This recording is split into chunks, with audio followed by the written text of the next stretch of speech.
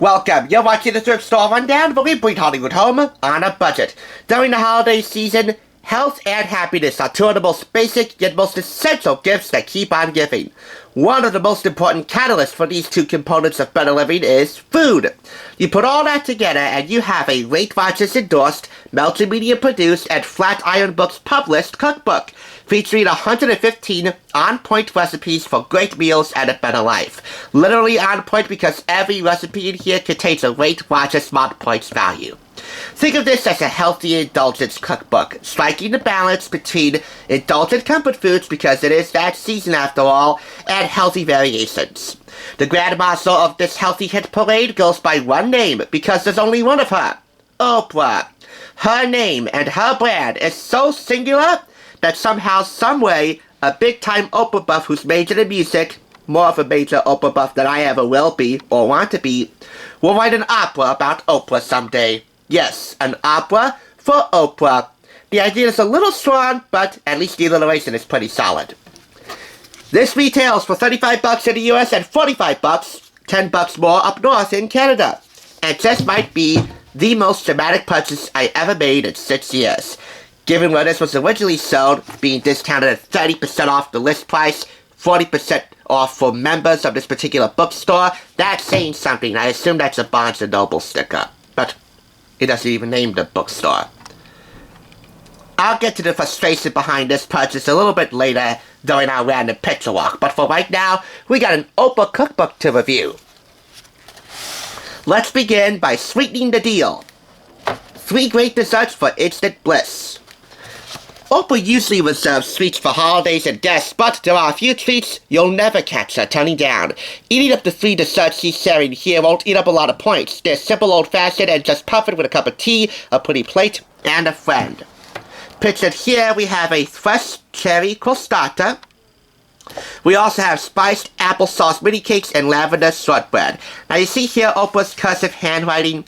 I don't read or write a lot of cursive pretty well. I mean, if I read it close up, I can read it a little bit better, but I'm not really a cursive person. But I think it's a nice, personal, rustic touch to this thoughtfully and rustically designed cookbook. Even the pages here feel a bit rustic. It's not as smooth as like a baby's bottom, but it's pretty darn smooth, because it has a different texture than most cookbooks I'm, familiar with. It's no coincidence that chapter 5 in here is named A Healthy Indulgence, because really that's the point of this entire book. And by the way, Oprah is a partner with Weight Watchers, or as we call it now, WW. At my house, every meal is a celebration. I use cloth napkins and good dishes, even on the rare occasions when I'm by myself. And if something gets chipped or spilled on, well, I consider a few scuffs and spots the signs of a life that's actually being lived. A home full of kids and dogs, friends, and neighbors is a thing to be treasured.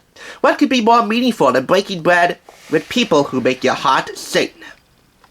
So, let's turn these pages and find some recipes in here, indulgent and healthy, that will make our taste buds and dietary needs sing, which again is the focal point of this entire living tube. And by the way, in addition to the recipes, you have a lot of essays and stories and personal anecdotes from Oprah and all of her trials and tribulations about managing her weight and her love of food during her ascension to the grandest of all media stages, her daytime talk show.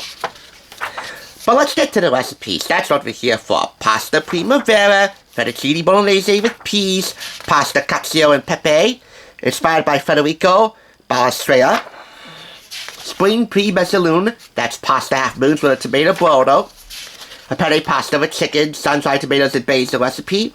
We also have turkey meatloaf, and hey, the leftovers from that turkey meatloaf could be utilized making turkey burgers, so that's a double-duty recipe.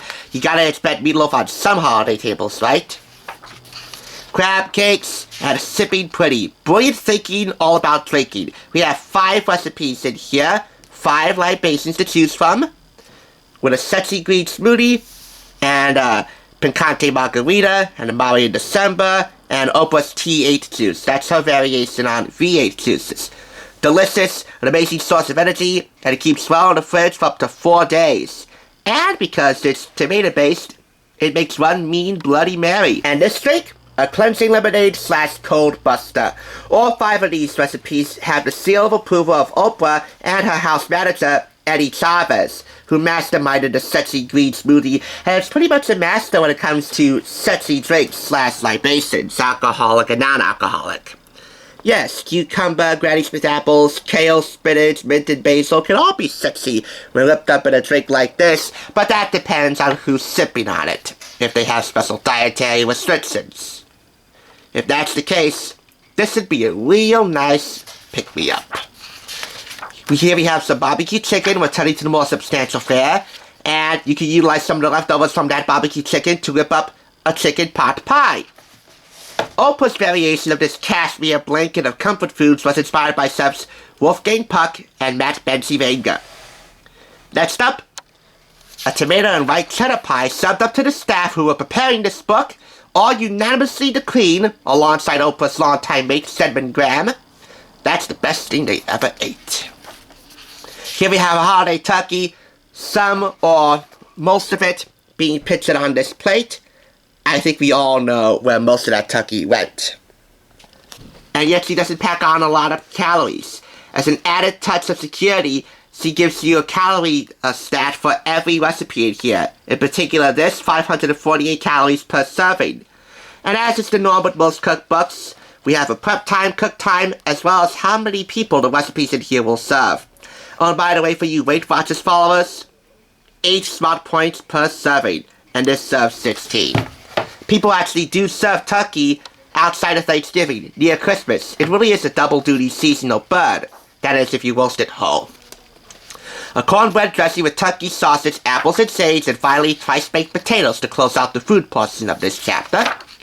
And now we move on to snack time. 3 snacks that Oprah snacks on once or twice a day, no more than twice. Truffled potato chips pictured here, truffle and lemon popcorn, and kale chips pictured here. The truffled potato chips and lemon popcorn do call for some truffle item. So truffle salt for the chips, truffle zest for the popcorn. Good luck finding that wherever you live. I mean, some of the recipes in here do call for some specialty items that might have you on a hunt for them at a specialty food shop, or you might have to splurge and get it online.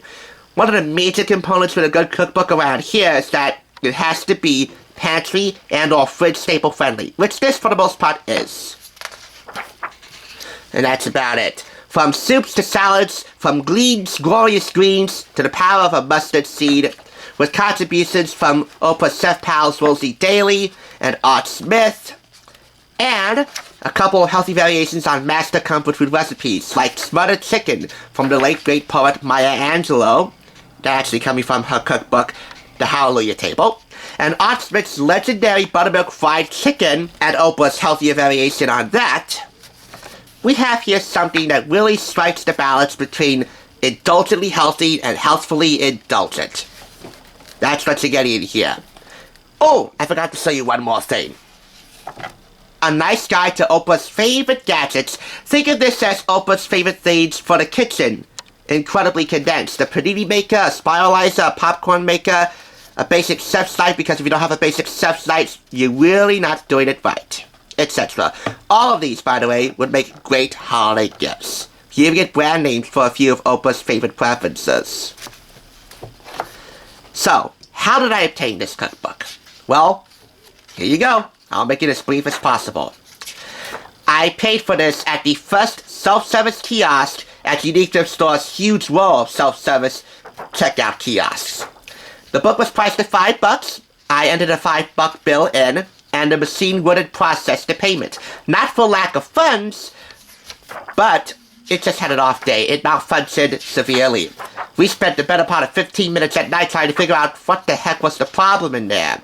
Annie, the manager of the store, knowing that we're on good terms with each other, decided to take my $5 bill, take off the price tag from the cover, and wrap the price tag around that $5 bill to show that I paid for it. So I got this sans tax. With tax, this would have added up to $5.32. Again, not a bad price, but you know what?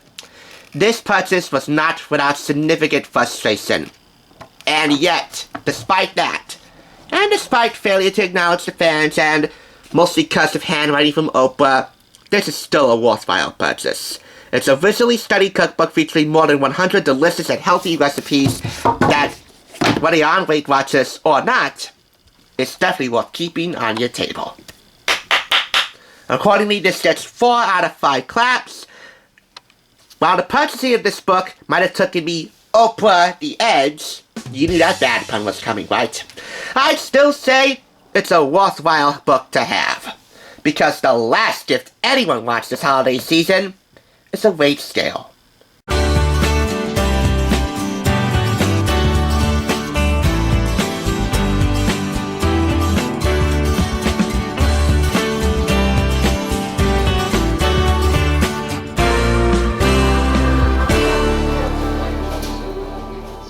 Thanks for watching TSR. Now, to see another awesome review like this one, click here. If you want to become a Hollywood bargain hunter, click here to subscribe. And I'll catch you on the thrift side.